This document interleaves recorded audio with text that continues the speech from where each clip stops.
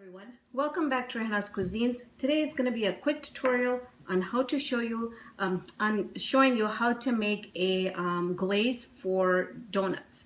So I got here 1 cup of powdered sugar, which is the same as confectioner's sugar or icing sugar.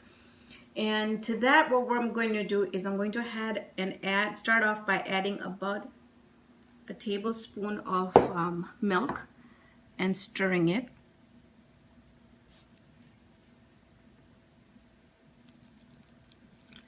So this was 3 tablespoons.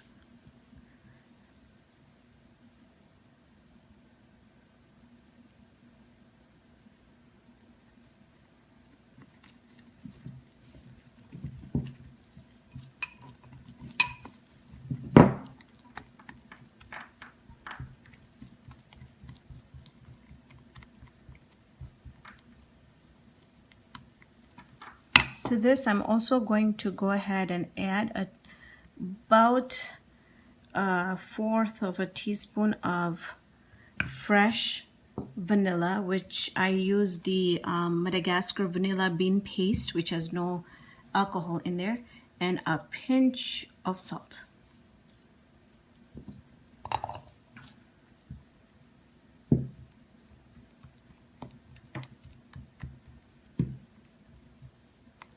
And you're ready to start dipping your donuts or anything you want in there.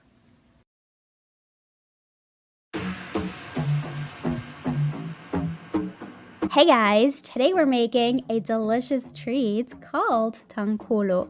Essentially, it's fresh fruit coated in crunchy caramel. The combination of the juicy fruit with the hard candy is incredible. I'm using strawberries today because it's my favorite fruit to use, and if you've never tried this, you'll be obsessed. So we're essentially making caramel. So please be careful. If you're a kid, get an adult to help you out. Do not make this alone. To the saucepan, you're going to add the sugar and some water, and I also like to add some honey for flavor.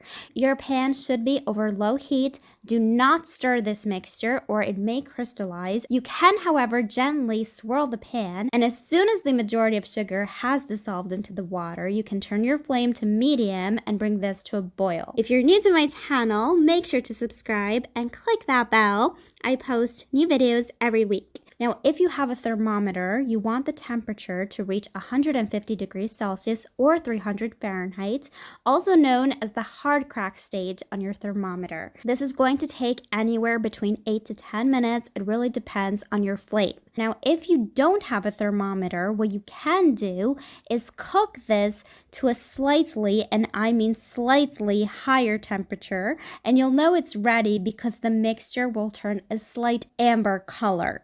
At this point, turn off your flame immediately or the sugar will burn and taste bitter. I like to add 1 or 2 drops of red food coloring, and you'll see why in just a moment. You're going to dip your strawberries into the mixture using a wooden skewer and swirl the berries to coat them completely, and you're going to place these onto some parchment paper to cool. Now, this is why I like to add red food coloring, because if you have some strawberries that have some green bits, such as this one, when you coat them in the mixture, they'll turn a vibrant red. So no matter how the strawberries look, guys, they'll always turn a beautiful red. The strawberries will harden pretty quickly, but just to be safe, wait at least 10 minutes before you eat these. Not only are these delicious, guys, but they're so much fun to eat. And there's really a handful of foods, guys, you can say that about, okay? The hot syrup basically softens the berries, so when you bite into it, you get this crunchy candy exterior, but that juicy berry that just explodes with deliciousness. It's a very unique and amazing texture that you'll only fully understand if you make these.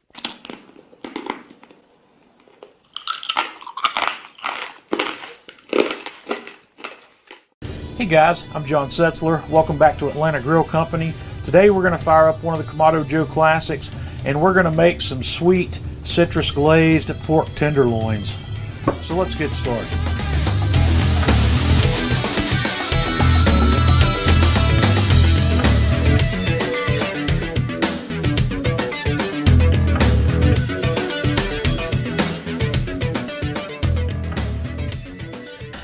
First thing I want to do here is introduce you to the stars of the show today. I've got a couple of really nice looking pork tenderloins here, and to get started I'm going to season these guys with the Atlanta Grill Company Man Cave Meals Pork Mojo.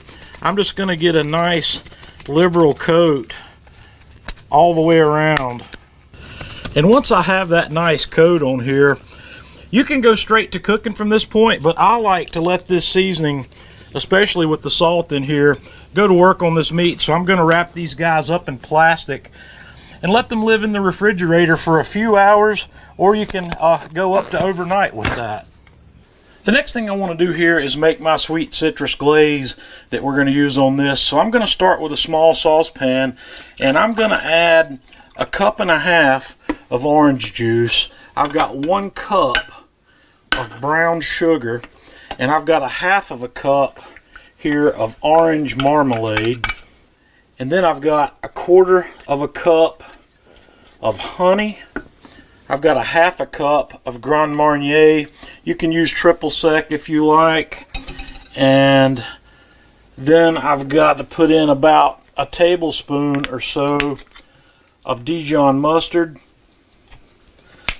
a 1/4 of a teaspoon of salt, 1/4 of a teaspoon of cayenne pepper, and I'm going to turn that on medium-high heat and bring this up to a simmer.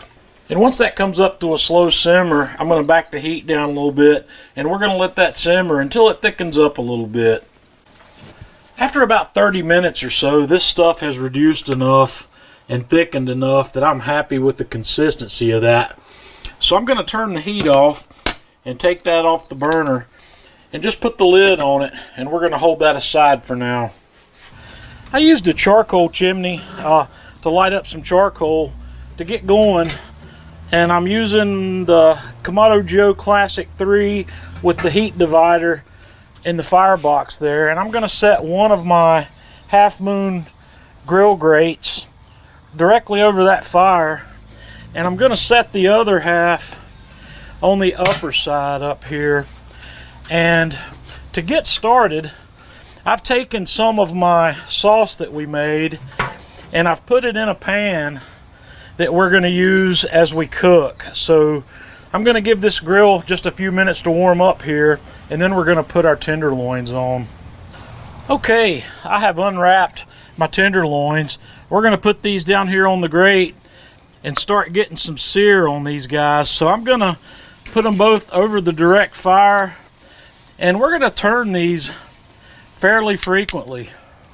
I'm going to go ahead and move this grate down from the center position to the lower position to get that over a little more intense heat. I don't want to cook these too slowly, and then we'll just go from here.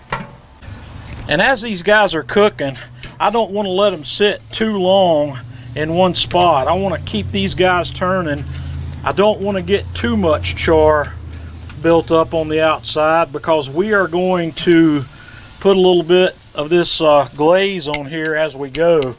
I'm going to let these cook for about a minute like this, and then we're going to bring them up here and roll them in the glaze and put them back.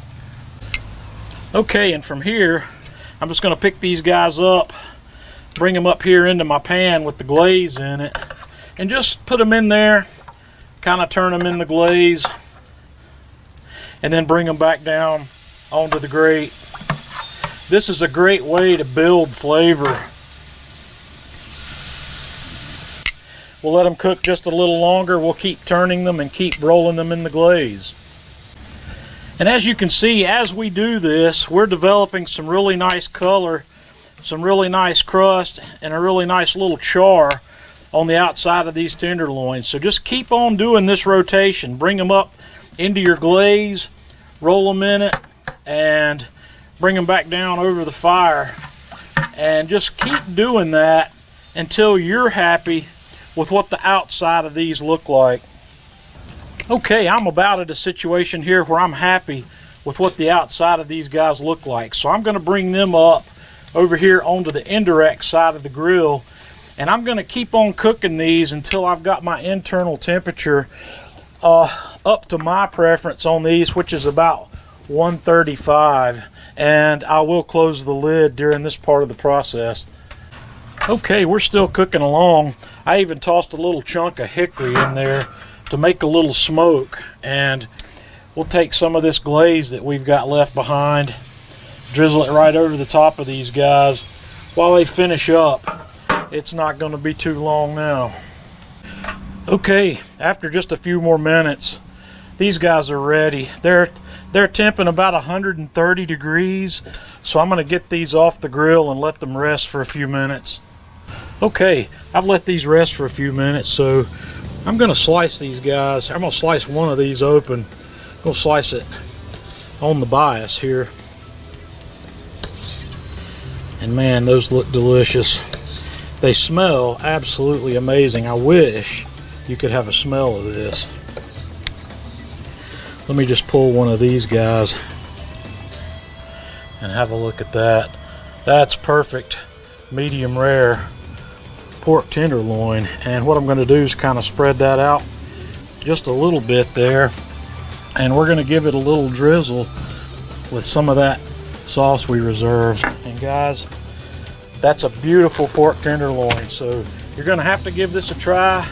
Let me know what you think. Until next time, this is John Setzler with Atlanta Grill Company.